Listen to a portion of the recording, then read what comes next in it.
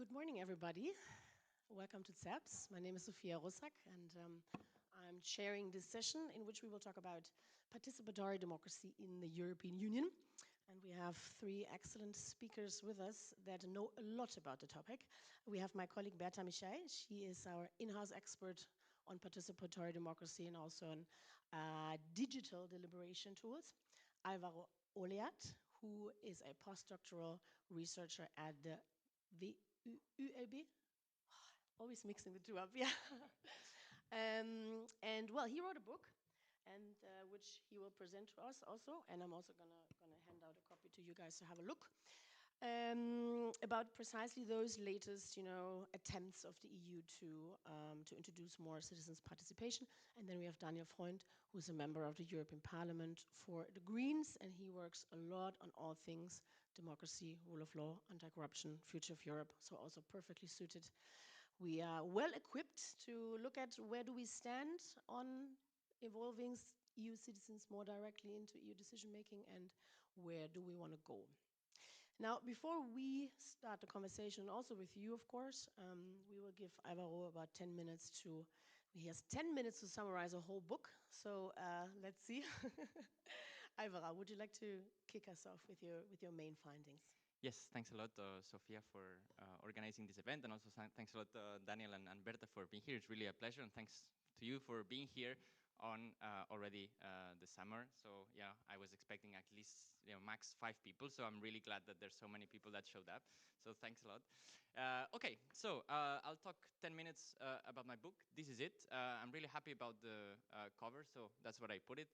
The broad point about the cover, if you're curious about it, is that the EU sort of is using citizen participation to a certain extent and locking in the status quo. So it's not really doing much of a difference, and I will explain now why. Okay, so this is kind of, as we are all here working in Brussels, we know that what the EU does and the people that participate is a small bubble, right? That's why it's called the Brussels bubble.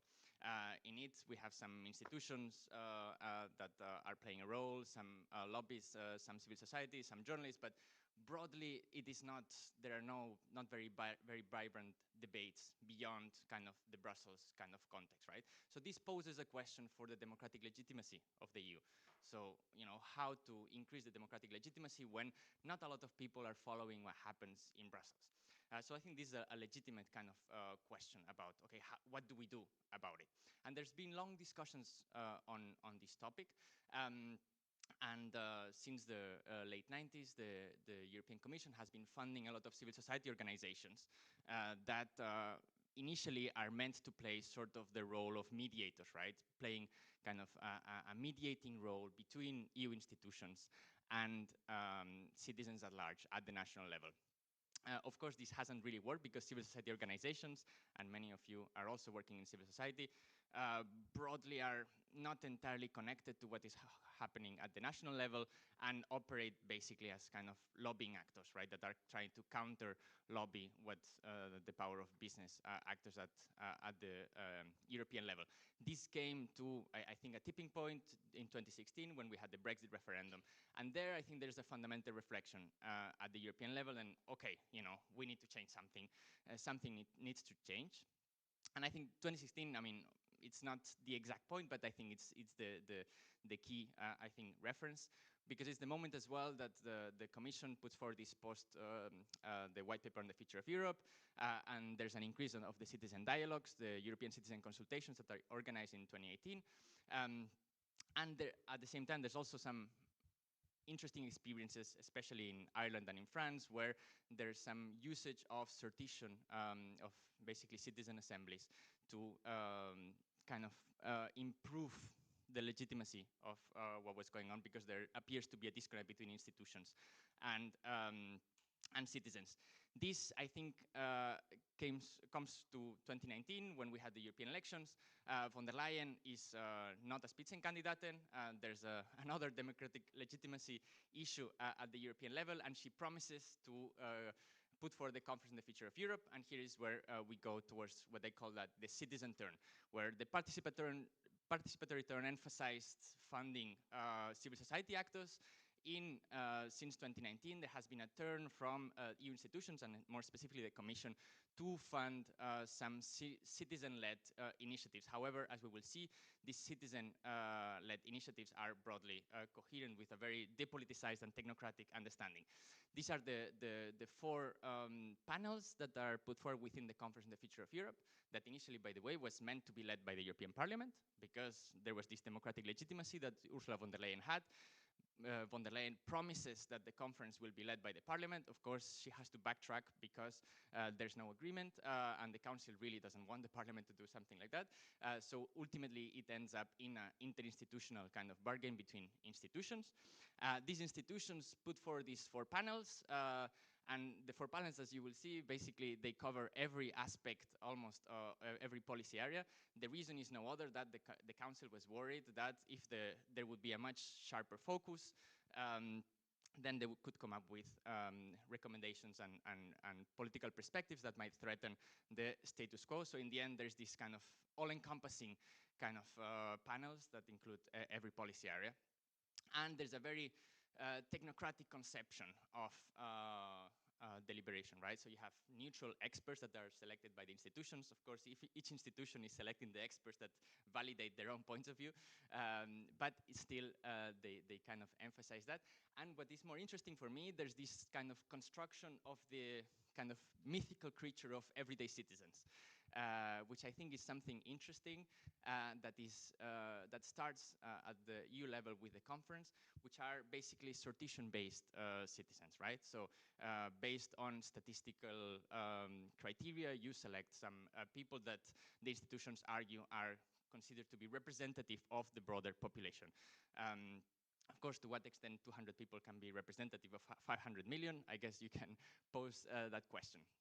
Okay, this is the conference plenary. So after these panels, and I don't have time because I have very strict 10 minutes that I will respect, after the panels, there was a conference plenary where a lot of these different actors participated. And this image, I think, is really interesting because we can see who are considered to be stakeholders to a certain extent in this debate, right? So we have MEPs, we have national parliamentarians, we have council representatives, commission, and then all the part here on the right side is basically ambassadors from the citizen panels.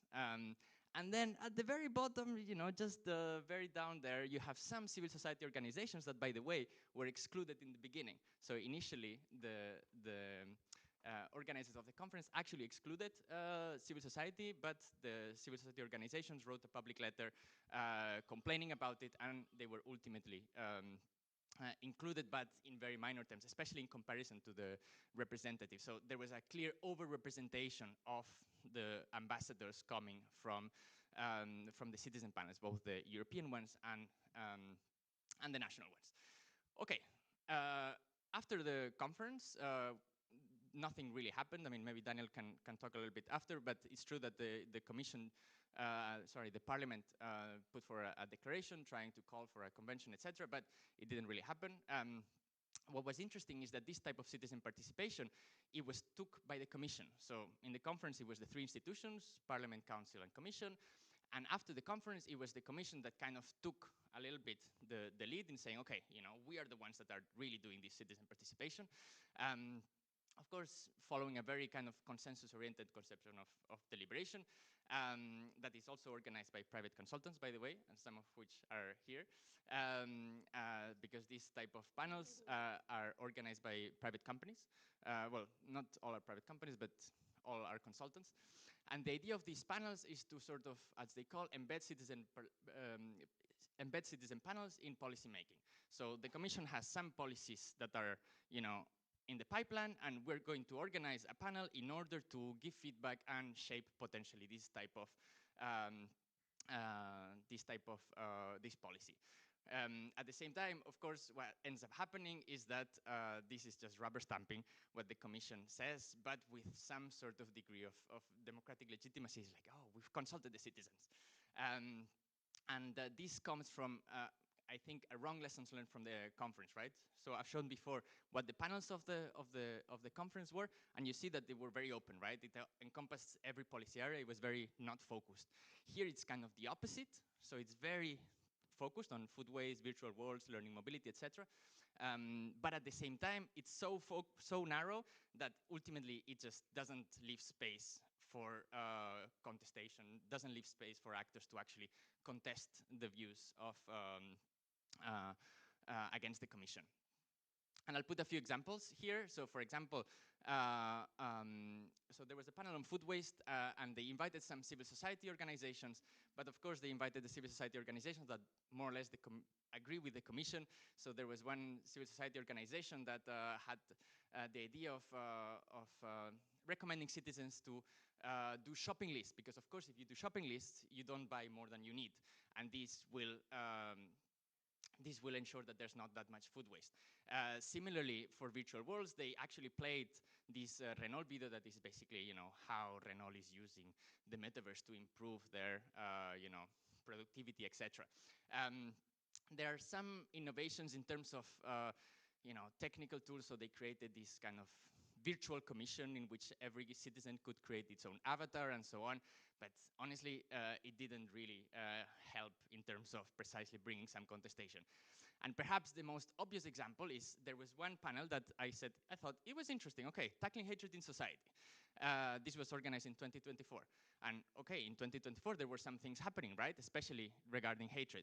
So some of the, in the panel, there was this explanation of this pyramid of hate. They literally put this this image and explaining what the different degrees are and how it escalates from acts of bias to ultimately genocide. Of course, they forgot to say and talk about anything related to the ongoing case in the ICJ put forward by South Africa on Israel's genocide on Palestine, right? And you might wonder, okay, to what extent can we put forward a panel in which we're talking some of these things, but at the same time we don't leave any kind of space to actually contest what the Commission is doing. So ultimately what ends up happening is that in every single policy area, in every single European citizen panel, the citizens have ended up endorsing what the Commission was already doing. So it's kind of reinforcing these pre-existent dynamics that were happening already at the European level, but with kind of some new tricks. And I've spent way too many weekends at the Commission, luckily not alone, so we have some colleagues like Perle, that we've spent a lot of time there, and you see that there's a constant kind of reference that the recommendations is very impressive what the citizens have done, and they mostly say that because it's mostly recommendations that are already the ones that the Commission is putting forward. So the Commission says that, okay, the recommendations are good because it aligns with what the EU is already doing. So it doesn't really leave space. And perhaps also another interesting kind of innovation is that, okay, because one of the critiques that we've made is like, well, no one really knows about these mini publics other than, the people participating in that. And the brilliant idea of the Commission is like, okay, let's hire some influencers that, will create some buzz around it. Of course, this doesn't happen, and this doesn't work either. Okay, so ultimately, there might be new European citizen panels coming, but it's likely that they will follow just the same patterns. There's not a lot of reflection or critical discussion about it. I think the transition from the first von der Leyen Commission to the second one is even worse. So this securitization of democracy. In the beginning was about the European Democracy Action Plan. Now is the European Democracy Shield, right? And there might be some tiny bits of citizen participation, but not much more than that. And ultimately my point, and I will finish with this, and I think this connects well with what Daniel and Berta might be interested, is that I think we need to reimagine democracy in broader kind of civic terms. It's not just about this very specific processes about, how to moderate, how to create a mini public. It's about, the public sphere, it's about social movements, it's about civil society, and we had just had the Budapest Pride on Saturday. It's about collective actors. It's about parliament as well. And it can't be just about a small group of people that are selected through sortition with some technical kind of methods of deliberation. That's it. Thanks. Thanks so much, Alvaro. Thanks a lot. Super interested. Yeah. Very interesting findings and almost on time. I would like to unpack a little bit the panels, but before we do this, I would like to give both of you the opportunity to to share with us whether or not you agree on, you know, the main claim that Alvaro was making, which is citizens' participation is largely depoliticized in a way that the Commission uses it to rubber stamp what it wants to do anyhow. So before we go further into the details of the mechanisms, would you like to share your thoughts on whether you support that claim? I think it's an interesting hypothesis, and thank you so much for the book and the presentation and for having me here for the debate. Yeah, I mean the exercise for the Commission is not a simple one, right? 450 million Europeans is a large bunch to interact with, and to sort of cultivate an environment where enough information comes back to Brussels, to Strasbourg, for the decision making. I think it's an interesting question as well. For me, I mean, ultimately the sovereign are the voters, right?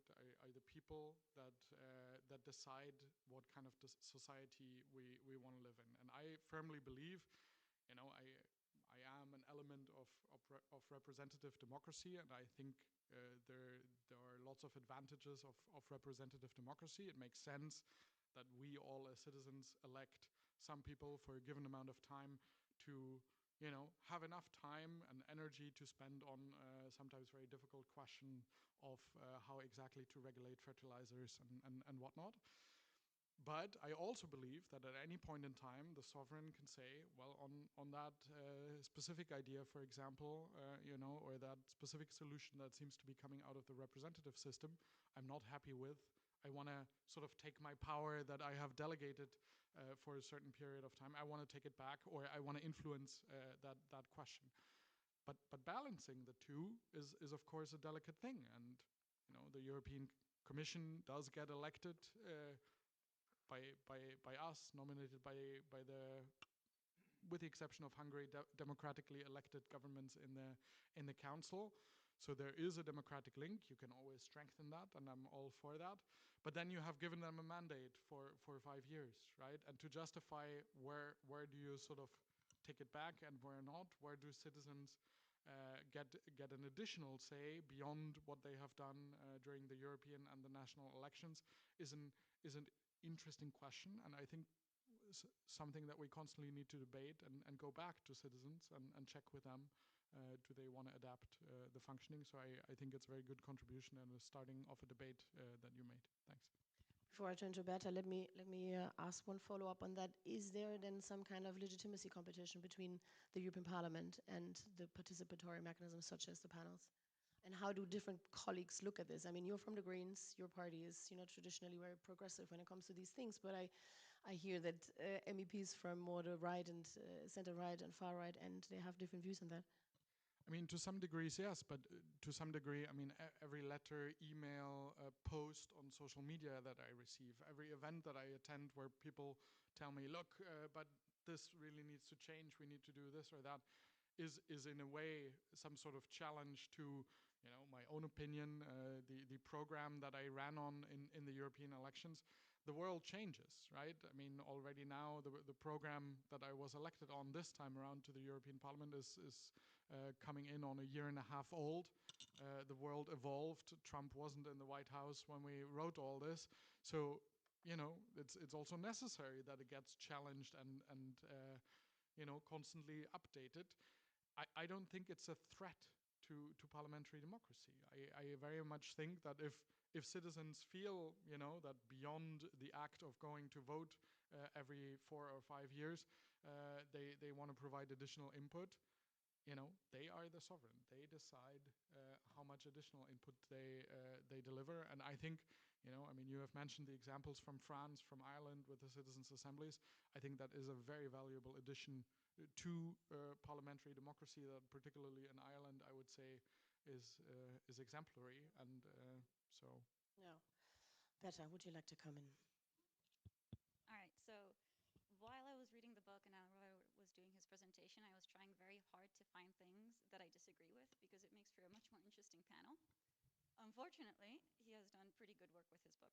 So I'm just going to start throwing out my breadcrumbs on the things that I was thinking about, and Sophia, you can cut me off at any time.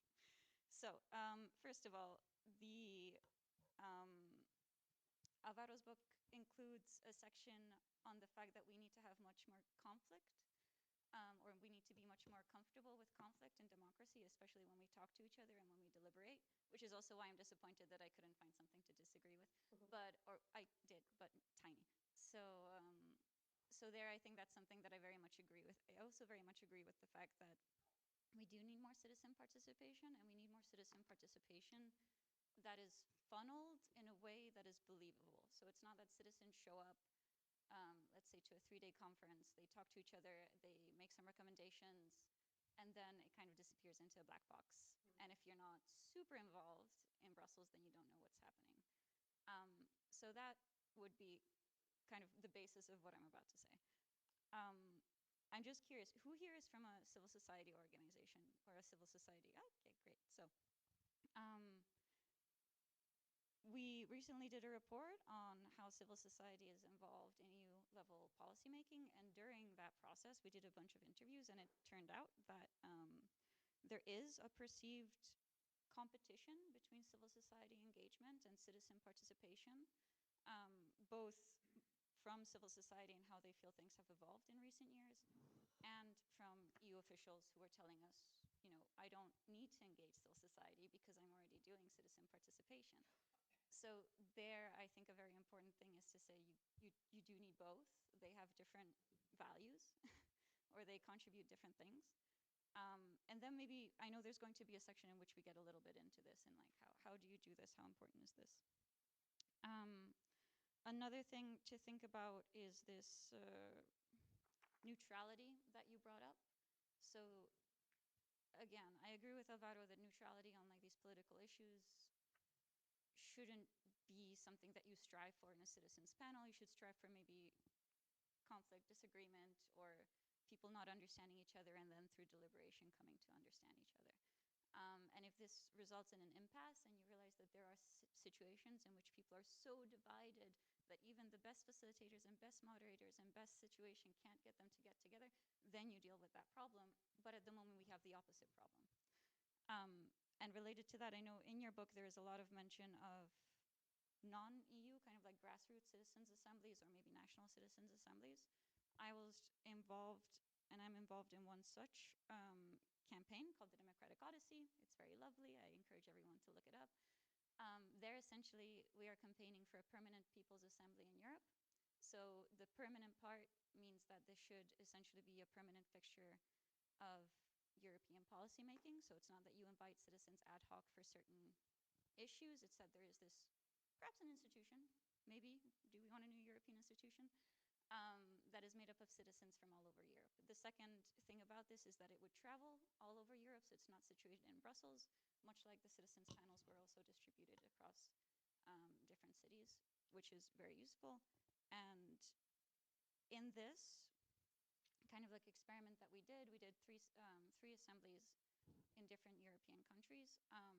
I think we had better moments of like representation, also because we included people who are not citizens but residents of Europe. That is maybe something we didn't touch upon yet. And but we also had a lot of difficulties, and one of these difficulties was digitalization. So I know everyone is sick of hearing about AI, but you can use digitalization really well to scale up certain processes. And also in the Conference of Future of Europe, the European Citizens Panels, and a bunch of these assemblies, there's a digital element, like a digital platform, that are massively underused. And it's very, very, very awkward as a facilitator and as organizers to try and get in-person people to use a digital platform, even if it would mean that you would, get very cool visuals, you would maybe have greater legitimacy because more people would participate, etc. I just haven't seen a way in which this has been implemented in which it works. And I'm going to stop there. Because there's a lot more things here. No, I'm sorry, one more thing, and then I will stop. The one more thing is on the current experts involved in the European Citizens Panels. So there are things called the Knowledge Committee for each European Citizens Panels, which is made up of about 10 to 20 experts. these experts can involve civil society, but there's no quota for this. It's not like, oh, you have to have 1 or 2 or 5. So if it doesn't, that's also completely fine. And the thing is, these experts are selected by the organizers themselves, typically through organizations that they know and trust. So let's say that DG Just was involved in doing a citizens panel. They would reach out to organizations that they have worked with before, who they know are trustworthy, and or that you can work with them. I saw you laughing, so you can respond to this later. But this also means, right, that kind of you're again almost avoiding conflict, or you keep having people who are already used to what is happening in Brussels already involved in the process. And I do think that there's a better way to do this. Thanks, Berta. Yeah, I think we're going to come back to some of the issues, especially the digital thought when we speak about the panels. I almost forgot, by the way, you guys, this is my copy, so I want it back. But if you want to have a look at the book, then please. So let's talk a bit about the panels. Alvaro, can you remind us what is there a difference, and if yes, which, between the panels in the conference and the second generation panels that we see now? Like, what are the lessons learned, if any? And yeah, what are the differences? Yes, so there are some differences, but they're usually very minor. So in the conference, there were 200 people per panel, whereas in the commission's panels, it's 150. I think just for kind of practical reasons. I think in the conference, if I'm not mistaken, there was an overrepresentation of young people, whereas in the new panels, I'm not sure they kept it. Not over. There was basically a compensation for the under 18-year-olds that couldn't participate themselves. So it's not an over-representation. It's just that the sort of 0 to 18 got represented by 18 to 25-year-olds that could actually show up. Okay. Thanks for clarification. Right. Yes.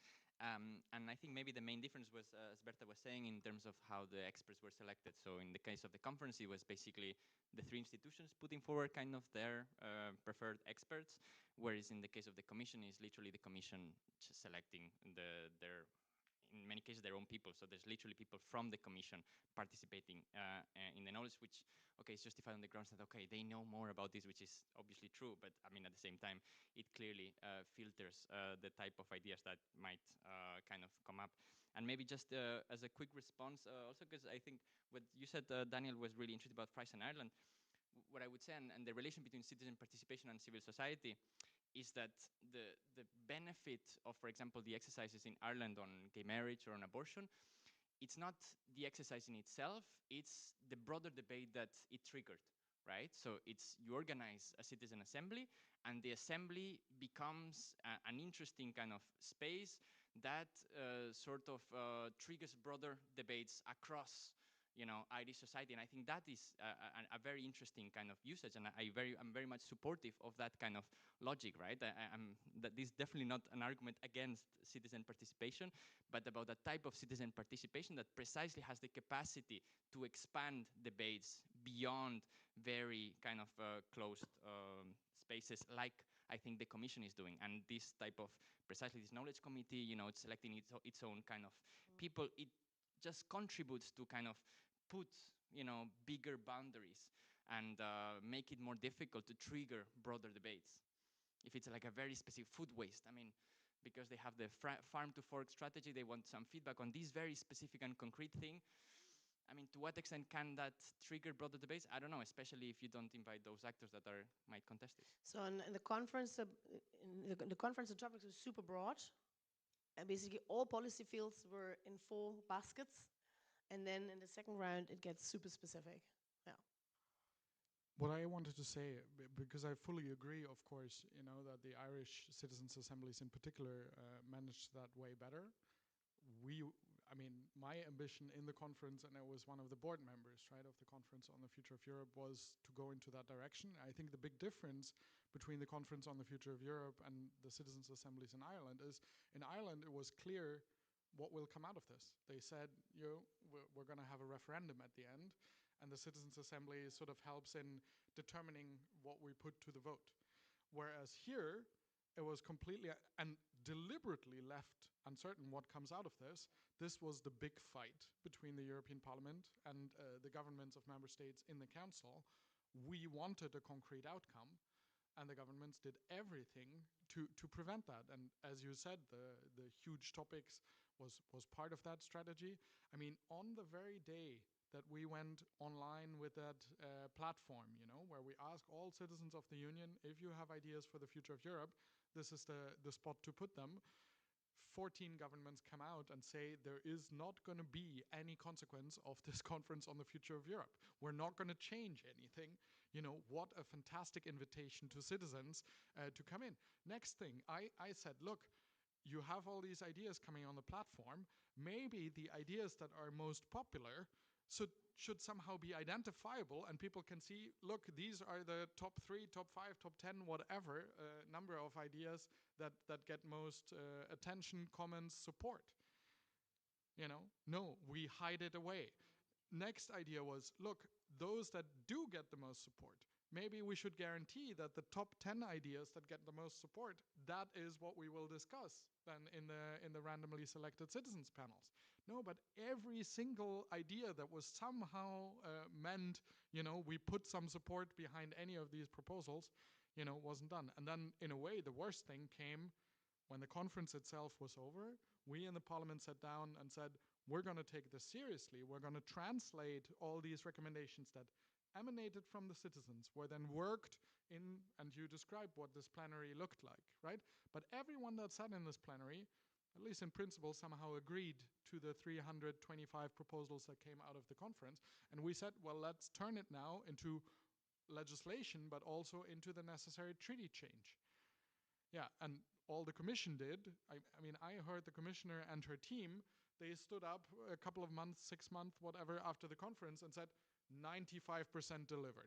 95% of the recommendations have already been implemented. Fantastic job done.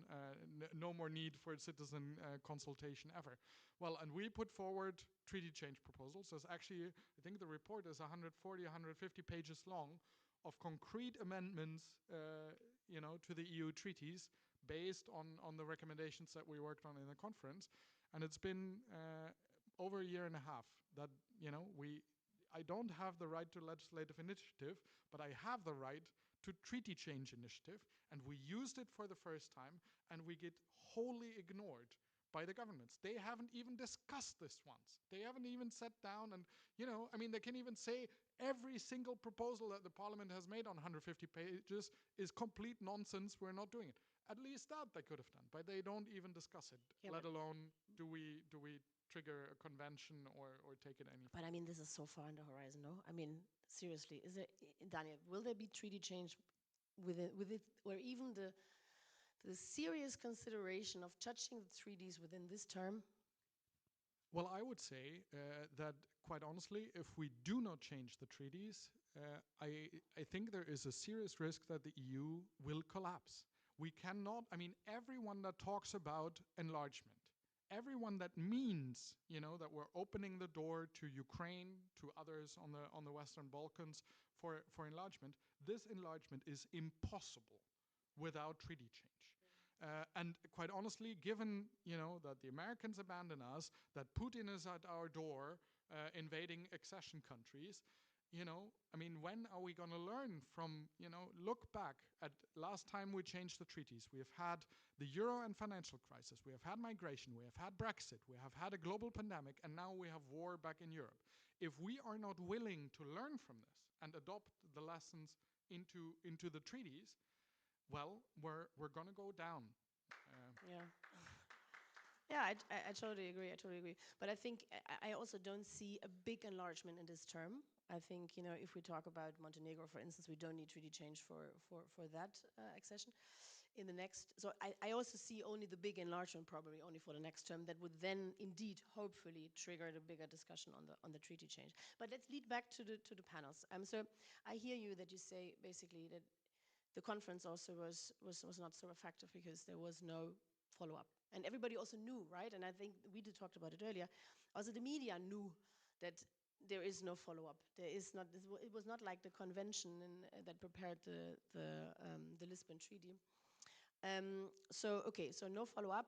Now the panels, of course, are different, right? I mean, I know you're also quite negative on the panels, but I mean, here there is a concrete follow-up, right? I mean, citizens know that something will come out, they feed into something that is already in the making. Shouldn't this make it then a bit more effective? I mean, in principle, yes. The problem is that the policy is already decided before the panel is done. So ultimately, it is a lot of like rubber stamping. Or if it's not rubber stamping, like for example in tackling hatred in society, that there was no specific legislation, it's kind of broader calls for more education and so on. I mean, education is like a constant kind of reference. So yes, in principle, there is some very concrete follow-up, but it's often things that were already there. So it doesn't really, my criticism would be that there's not really space to actually contest those policies that the Commission is putting forward. Yeah. Better. Are there other topics which would be better suited, or I mean, what do we think about the choice of topics that Alvaro also alluded to already, that were picked by the Commission to have those? Okay, so when you're picking a topic for citizen deliberation, right, you want something that citizens can firstly influence, but that is a little bit up to how much of a control freak the listening institutions are, not just at EU, but national, local level, etc. But also you want a topic that maybe doesn't require a PhD in order to be able to talk about. Or if it does require a lot of background knowledge, then you need to have some sort of like information sessions. The European citizens panels do have these information sessions, which great, we like that. The European citizens panels also have, okay, no, actually you can course correct me on this. Do they have experts during the European that you can call upon and ask them questions? Only later. Only later, okay. So the European citizens panels could have experts in the room while people are deliberating, where you can be like, sorry, how does this policy work? Is this existing, etc.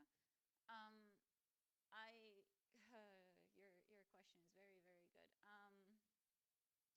I would feel like you would want to stray away from topics that are super technical policy-wise. So if you wanted a topic that's like on AI, then maybe you shouldn't be talking about how the AI Act is structured, but rather maybe you should be thinking about how does this affect citizens' everyday lives, what are they concerned about, etc. Even better would be, I think, if it's not up to the citizens to make all of the proposals themselves. Am I just yelling into a mic? Thank you. Is it different? Is it different? Even better would be if the citizens aren't coming up with all the proposals themselves, because this is partly why you get these broad things like every citizens panel I've ever seen has said that we need more civic education. Okay, cool. Like that's very broad and very hard to do. But if there is something like, we are planning to have a referendum on this and we are thinking about how to word it, that's very exciting, and then you can get concrete. So even more maybe than the topic, I think the scope is very important, that you don't leave too broad of a scope, because that's very hard, and then citizens and participants have to self-regulate themselves to be like, okay, let's focus in, let's not go off on little different topics, and that's very hard to do in a small group setting. Scope. What else? Yeah, I can put a really concrete example of what Berta is saying, because, for example, the latest European Citizen Panel was on the European budget, on the multi-annual financial framework. And what was interesting is that the goal of the panel was to kind of prioritize different topics, right, that you would kind of encourage to fund. At the same time, things that were left out of the scope is, for example, the size of the budget, or the sources of funding, like for example taxes. Could you talk about taxes? Could you talk about debt? These could not be discussed.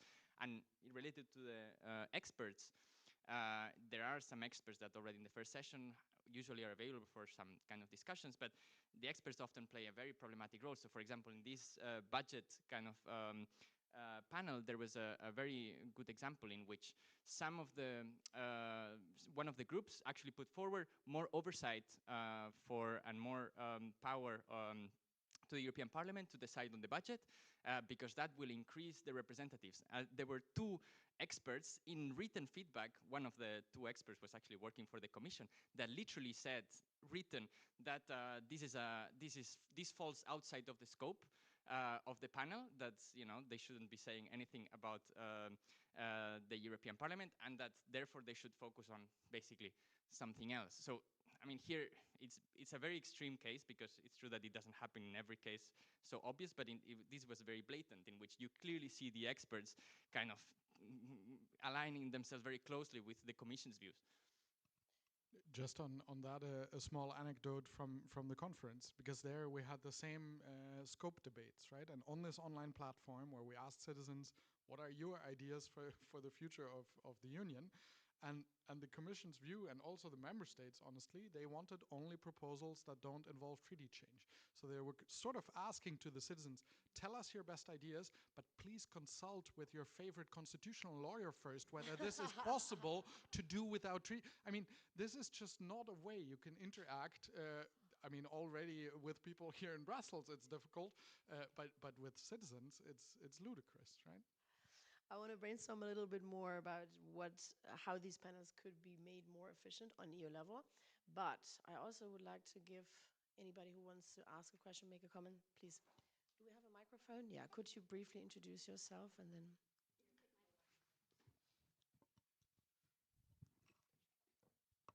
Thanks so much. I have two questions. I mean, the first is regarding the whole rationale for these things. I get the impression the institutions realize they're facing a democratic deficit or crisis, and therefore they have to do these efforts to try. But to a certain extent, it doesn't seem like they really want to have. To a certain extent, it feels a bit like a charade. And doesn't that actually make the institutions even less legitimate and actually antagonize people even further, because it kind of annoys people to feel that they're being taken for a ride? The second question is something which hasn't been raised here so far, and that's the European Citizens Initiative, which is the possibility of organizing a pan-European kind of referendum. And what do you think of that? To what extent is there deliberation in that process? And why isn't it used more often? Why hasn't it been more successful? Let me postpone the question on the ECI just a moment. I will take a second question. Is it on the panels though? Yes. Yeah, great. It's actually connected to the first question of Perfect. yours, about the scheme of it.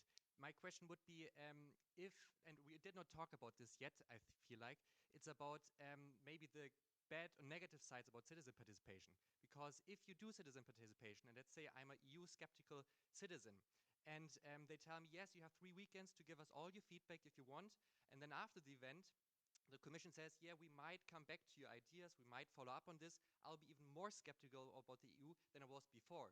So about, and I know there's like a guideline document developed by the Commission to tackle on this, how to follow up on this. And I would like to know this current state of art about this. Is this developed? Do you know about this? And how do they want to follow up? Yeah. Thanks so much. Sebastian, I promise we're going to talk about the ECI a little bit later, but let's stick with the panels and also with the wider question of whether this is a charade and whether this charade is potentially damaging. Who would like to give an answer to that? So, I mean, from my personal side, and I think from the side of the European Parliament, this was not a charade, it was an act of despair. It was the desperation that for a while there had been conversations about the need for treaty change, and there was no traction whatsoever. So this was the attempt of the European Parliament to some extent to get citizens, but also civil society, we were hoping as well for national parliamentarians, to basically team up and understand the necessity of this, to create the necessary pressure on the Council and to some degree on the Commission, but particularly on the Council, that is just needed, you know, for any treaty change to bring this process forward. That was the attempt. Whether, I mean, to this day, it hasn't fully worked. It has, I think, increased a bit the pressure. We managed, you know, to do things, and that there is the Article 48 report today. I don't think we would have managed without the support from the conference and from the citizens panels. Yeah. Is this now overall a good thing? Have we disappointed citizens because we still haven't delivered on that? Is a legitimate question, I think, that we can ask. If you would ask me today, would I do it all again? Yes. I would have hoped, you know, that some elements would have developed even further dynamic for us to go further already today. But it's not, I mean, for me, the intention was never we're going to play a little citizen participation, but we're not going to do any of that anyways. But different logics, I would say, for the different EU institutions. Alvaro. Yeah, thanks for the questions. I mean, I would definitely not say it's a charade in the sense that I think that there's people that are genuinely trying to do some things that are a bit better. I think the main problem is that the conception of democracy that from which they depart is a very problematic one. It's just a very narrow technocratic understanding. So they're trying to do some things differently in terms of methods, but I think the broader problem is that the conception of democracy is just too narrow, too kind of focused on kind of technocratic issues, and so on. And I think the ECI question is great, because I've also studied very closely the ECI for many years. And what is really interesting is that there are actually several successful ECIs. Right to Water, that was about nationalizing water services, Stop TTIP, Stop Glyphosate. The problem is that the Commission wants it to have it both ways. Wants to have, on one hand, popular initiatives that trigger broader debates, on the other hand, that they agree with them. And these are kind of contradictory. So what's happened is that with the ECI, every time that there has been a successful ECI that has been against the Commission has broadly ignored it or done very little. And the issue is that ultimately this discourages civil society actors from doing more ECIs, and this, I think, is what's been happening. So I'm very supportive of the ECI precisely because it does encourage civil society organizations to kind of take Brussels out of Brussels, right? Take the EU beyond kind of the Brussels bubble and so on, and I think this has been largely very good. The issue is that there needs to be, as Daniel has been saying a little bit, there needs to be as well some follow-up. Otherwise, you do create as well within the people that are participating, okay, why do we mobilize if ultimately, they are going to ignore us anyway? Okay. Does everyone know what an ECI is? That's my actual first question. European citizen. Yeah, should we summarize? We can, yeah. Let's. Or do we assume, and maybe you can explain in 2 sentences. Okay, wait. First, I want to explain the charade question, then we'll come back to that. So I also don't think it's a charade. I do wonder if you have any opinions, especially Alvaro, because it was mentioned in your book, but also the others, whether the suggestion to have one by Ursula von der Leyen was like completely out of the goodness of her heart, or whether there was some little political machinations there. But I do think the organization of it was honest. I just think it's very. The organizers are very timid and very bound in how much the freedom they can give to the participants and what they actually change, and especially because there's no kind of guarantee of, okay, we are going to implement this, or we're going to spend this amount of budget on whatever you say, etc. It kind of gets lost in the waters, and that's unfortunate. But I don't think this is a malicious process. I also don't think, your question of if I'm Eurosceptic and I go to a citizens panel and nothing happens, of course you're not going to be happier. I also think there's a question of how many Eurosceptics are actually going to the European citizens panel. Probably not that much. And I met a few during the conference on the future of Europe. You met a few? Yeah. Okay, you met all of them. No, I mean, that's great to know then that there's more. But in general, there might be less than would be in a population. I see that you're very antsy, so. Yeah, but this is an issue in itself, of course. So. Yeah.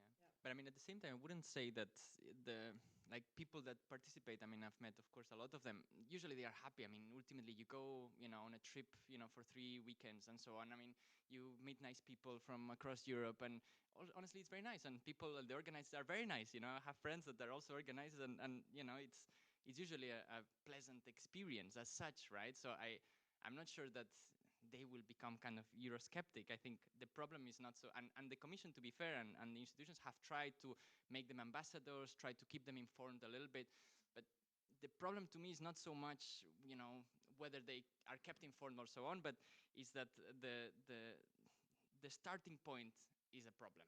The starting point is, okay, the status quo is fine, and we're going to do this. And if you don't allow for contestation of the status quo, then to me, that is not a very democratic exercise.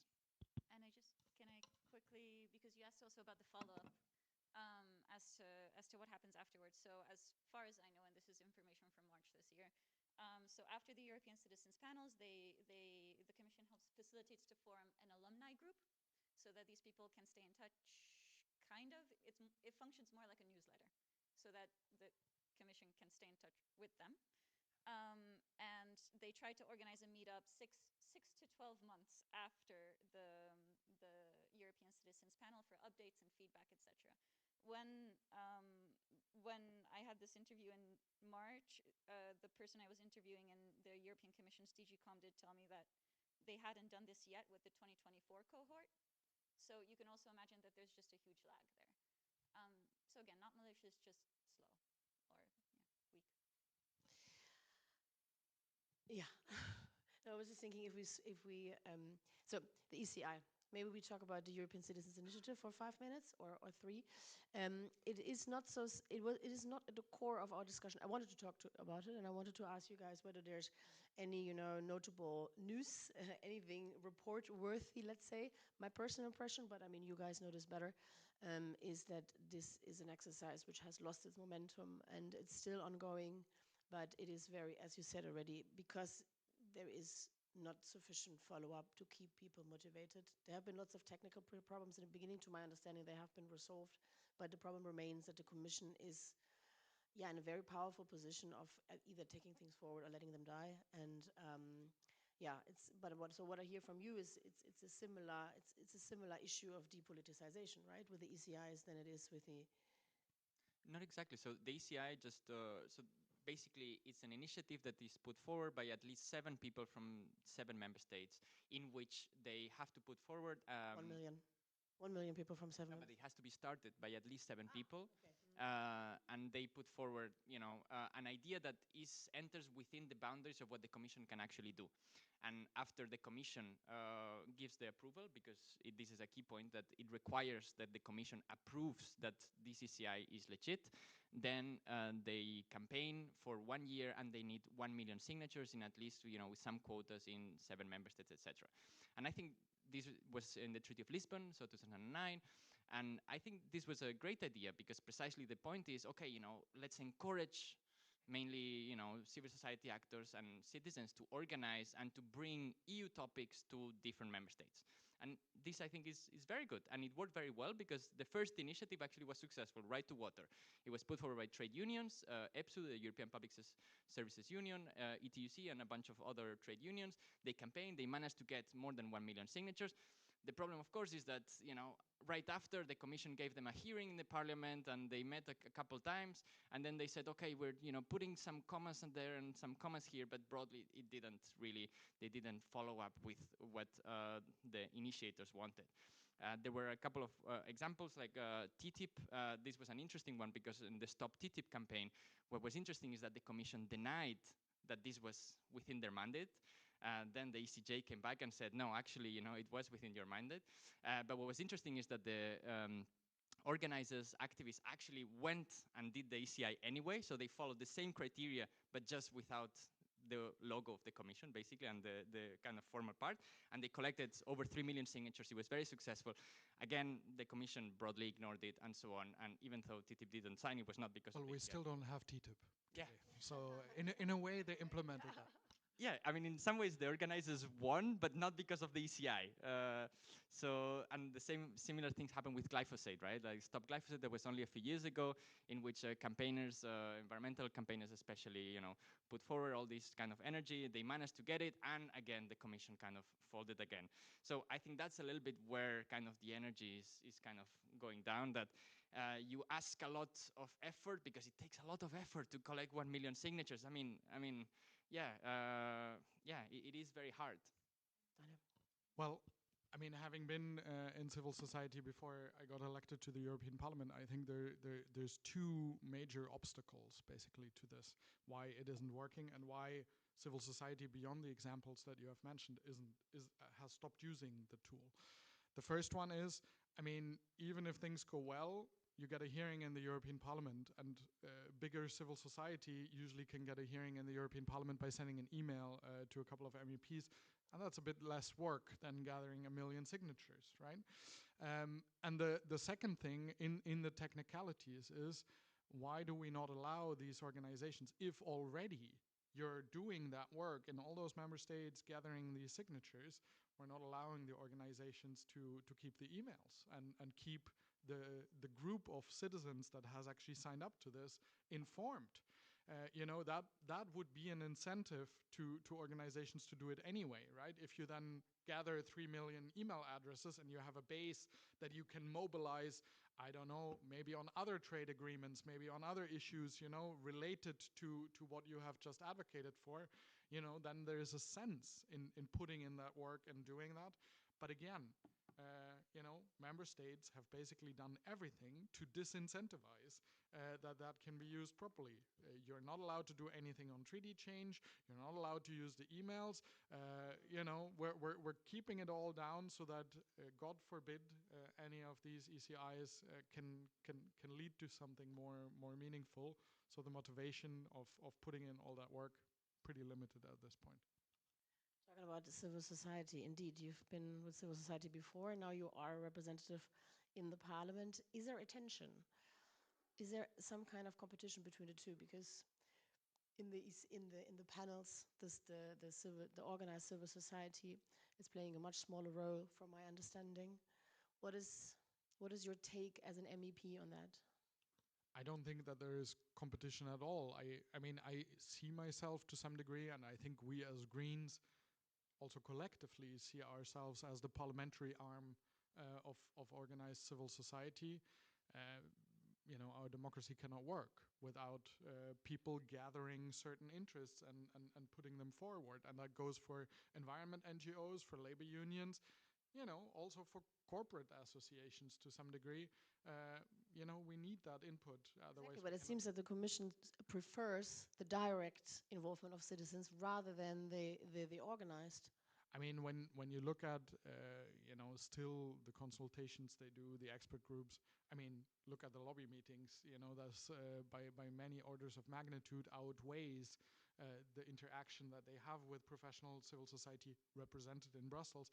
And that's often what they're accused of as well, right? That they're so open to lobbying, particularly corporate lobbying, and that their connection with citizens is limited. So I think they're trying to show, look, we're talking to the ordinary people as well, but I think just numerically, civil society still has, many-fold advantages there. I think both is good at the end. You need that organized interest representation, and every once in a while it's good to check with a random sample. I mean, they do polling as well. We have Eurostat, but to actually talk to people is of course irreplaceable.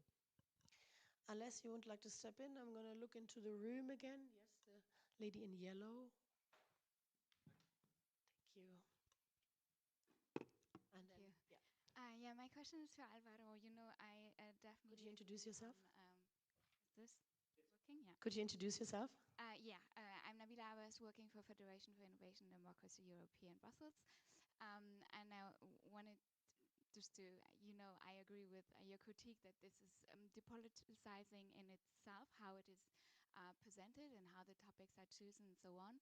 But I was wondering if you think that this is somehow we have to change it completely, or is this somehow reformable, and could we let in democratic conflict through more involvement of civil society organizations, for example, in a sort of advisory board, in a way of how you choose the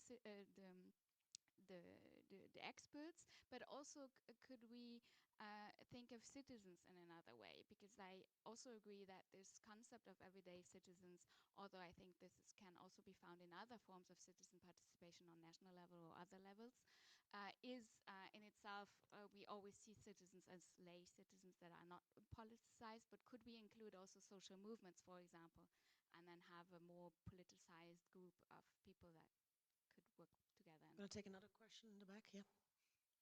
Oh, two more. Yeah. Thank you. Konstantin Schäfer from EFOC, also very much involved in the conference and the citizen panels. My question actually fits very well to the one from Nabila, because I assume, Alvaro, that you also appreciate the effort of the Commission as a technocratic institution to involve citizens in this very early stage of policy making that they do. So I wonder, I have a pretty good understanding about all the things you dislike and you would try to reform, but what are actually the elements that you think should be kept if you had the chance to reform the citizen panels? Is it, for example, the fact that the European Constitution deliberately involves actually Eurosceptic citizens because the attitude towards the EU is a stratification criteria, right? So just to conquer maybe also to challenge some of the assumptions that we have here. Or is it the fact that, for example, the EC does this feedback event 1 year later after the panel has ended where they give a very recommendations. I mean, I wonder what are the elements that you like a lot? One more question, gentleman here. Thank you. Tim Rentrop from the DG Commission, DG Employment, but speaking in a personal capacity. To be a bit controversial, isn't this depoliticization a good thing precisely because civil society has all these channels to lobby in Brussels anyway, and if they now get a major role in these citizens' panels, they crowd out the normal citizen because they're professional communicators. So isn't it actually a good thing to keep civil society out of this particular event when they have all these other alternatives so that the normal citizen can actually have their voice heard? Especially since political activists are pretty rowdy and tend to crowd out anyone they disagree with. Thank you for pushing the panel a bit on that one. Okay, so who would like to step in on? Sorry? If you promise me a short one. Yeah, another question here in the room. Yeah, I'll keep it short. Thank you. My name is Omran. I'm also a postdoctoral researcher at the VUB, so not the ULB. And my question with mainly for Alvaro was, in a sense, I mean, it seems as if these panels are kind of quite toothless and rubber stamping activities. So my question is kind of who's the audience? I mean, who's this meant for? And is it, in a sense, meant to kind of strengthen morale among Commission employees? And I'm kind of thinking a little bit about now what's happening now with Gaza and the genocide, in the sense that you see this EU stuff for peace, which suggests there is a sense of kind of people are kind of questioning what the Commission's doing, and is this a way of thinking, right, if people start believing, internalizing that the EU is not democratic, it's more and more difficult to get them to actually do their job. Thanks so much. Short enough.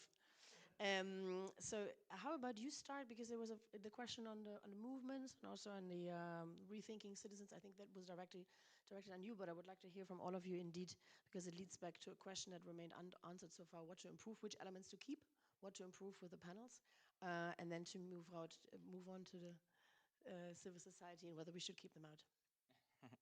Yeah, thanks a lot for the questions, and it's all good friends asking questions, so it's always nice. Maybe for Nabila and Konstantin, I think that so what I think is interesting is that at least the Commission is opening a particular topic to discussion, and it's beyond kind of the usual channels. And I think, in principle, this has some potential.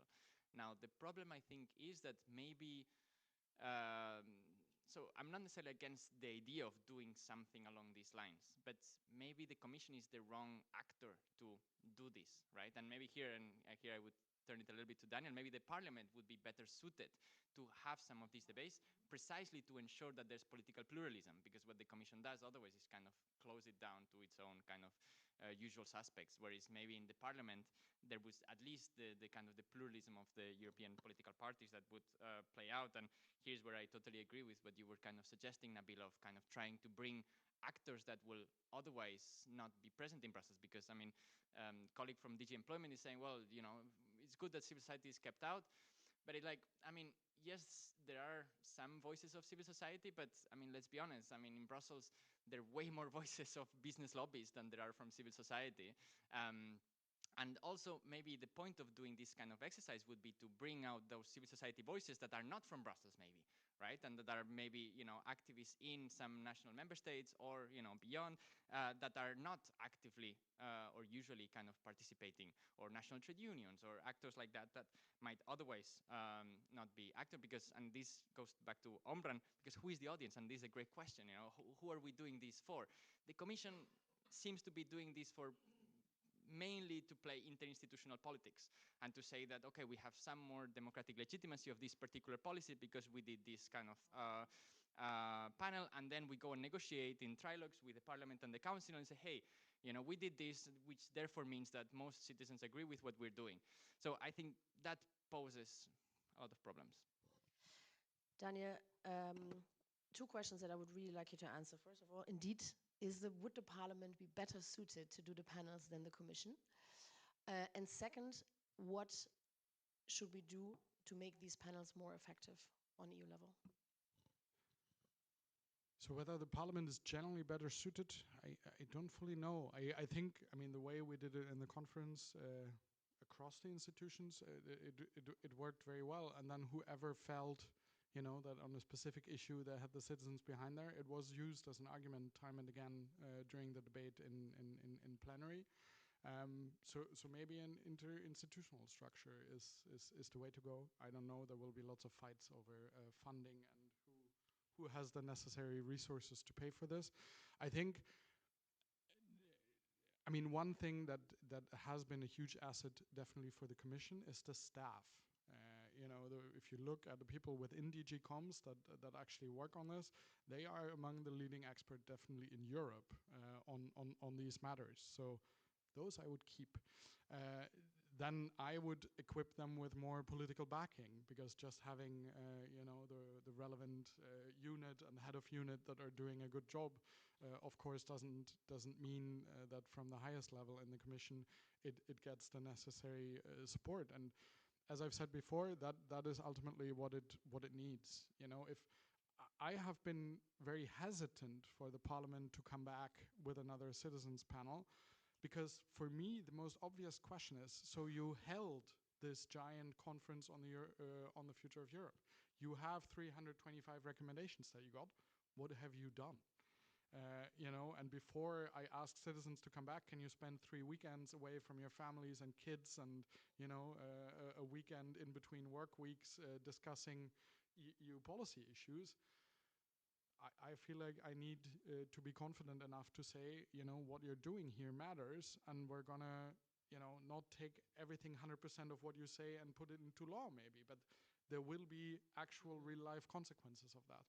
And I think that's what is most urgently needed on all the what specific question do we ask during the selection process, and does it need to happen on the phone or online?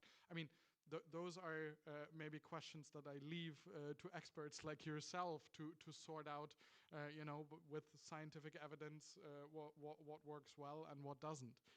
But for me, as a politician, if I convene this, I want to have a real effect, because otherwise, there is that risk that I leave the image with citizens that I'm just playing participation.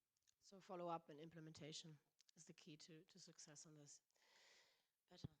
Okay, so I don't think an interinstitutional group of buddies organizing this is the way to go, because it would, once again, there would be a bunch of barriers to everything happening. It would be very slow. It would be politicized, but not in the right way. And so I think that would be a problem. The budget question, though, is a huge one. As far as I understand, organizing one of these citizens panels is 300,000 euro. I'm not sure. That's what someone told me. That sounds cheap. I think, the one in the conference, the total of the 4 was, I think, 6 million euros, if I remember correctly. That's a lot of euros. Roundabout. That's more than €1 per each European citizen. So there, I think you have some constraints in what can be done, right? I already mentioned this ambition of having a permanent People's Assembly that is tied to the European institutions. I think this is the way to go. It would require major funding and restructuring, but it would be a permanent representation of European people. And once again, I say people because not just citizens, but also residents. So that would be my long-term ideal goal. Also on what to do, very first thing, I do not think the European Citizens Panel should stop happening, because I fear that if they do stop happening, they will never continue, because they'll be kind of covered and forgotten. So I do think they should continue. Perhaps something that could be done is to involve these already opinionated actors more rather than less. This can be done either by already involving them. These are very micro details, so actually I'm not going to go into it because we don't have that much time. But you could involve them at the beginning in group discussions to already say, hi, we chose topics that already have some sort of debate going on, like hate speech, and then presenting these issues around policy, or budget, and then presenting these issues around policy with very energetic, opinionated actors, so that people actually get electrified. They come already interested, and they know. Opinionated actors are participants now, or experts? No, here I'm thinking of if you have civil society organizations or trade unions or politicians even, who would come and explain their opinions maybe in a little bit more energetic way, more than just the very, I don't want to say but boring documentation that they receive now, that might be useful. Again, this is a detail, but it's an important one. And then the other thing, I think, to respond to the fact that civil society has so many avenues to participate in European level decision making. So I know you said that you're from DG Employment. DG Employment actually does do civil dialogue, so in the clear. But civil society does not have that many avenues to participate in European level decision making. There are many avenues in which there is some participation, but it is quite limited. There are very few reoccurring regular ways for civil society to participate, and even then it's European level civil organizations, not national ones, which are even less involved in these sorts of things.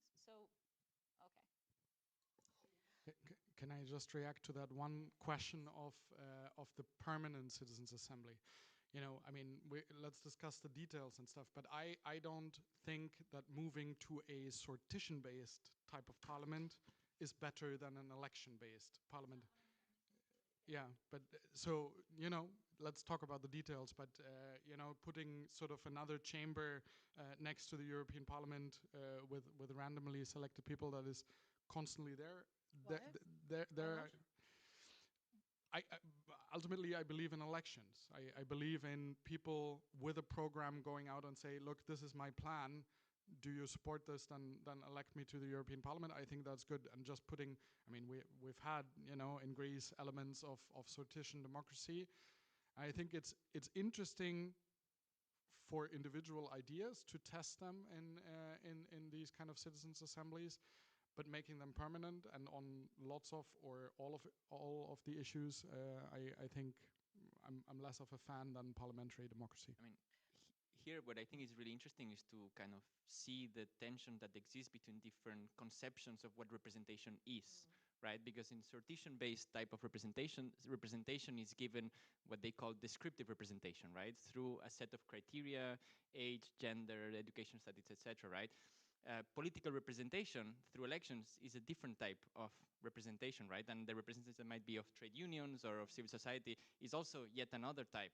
And I think there is an inherent tension, and it's not so easy to kind of articulate these different ways of conceiving representation. I am more sympathetic to more political representation, both through elections and through trade unions or civil society movements, etc.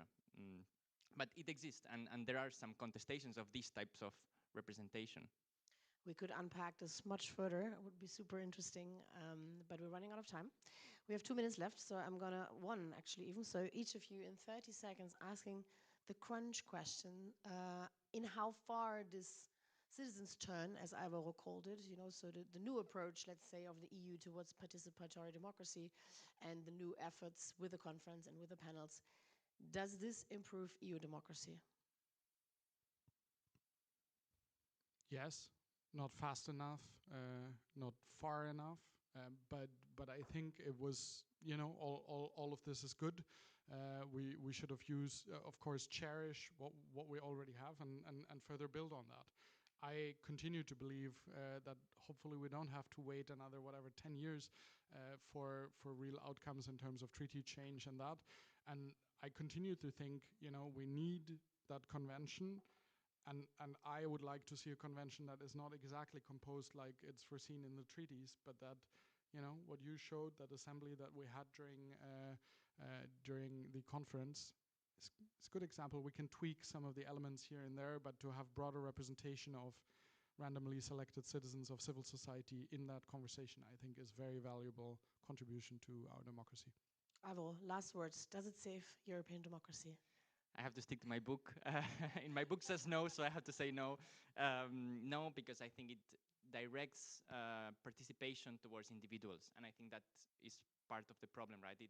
It individualizes participation rather than making sense of participation in broader collective terms through unions, through parties, through elections. It kind of focuses on specific individuals in very methodologically technical process, and I think that doesn't have a lot of potential. I'm not saying it's you know, harming it. I'm just saying it doesn't necessarily contribute to democratizing the EU. Final words from Berta. Is it saving EU democracy? I think yes, because I think without it, we would regress. towards something that was maybe a little bit before. I agree with you that we do need these trade unions, civil society, etc. And I'm hoping that also this individual participation can maybe feed people into that sort of thing. So if, for example, someone realizes at a citizen assembly that they have very strong feelings about a certain issue, ideally, they could be actually funneled towards a civil society organization to say, hey, if you have the energy, go for it. Or a party. Or a party. There we are with the representation again.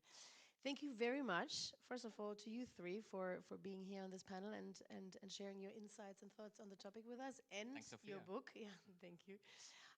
And to all of you for coming on this sunny, hot day even. And I wish you all a wonderful summer. Who has my book? Yes. Good day. Good afternoon, everybody. Thanks a lot. Goodbye.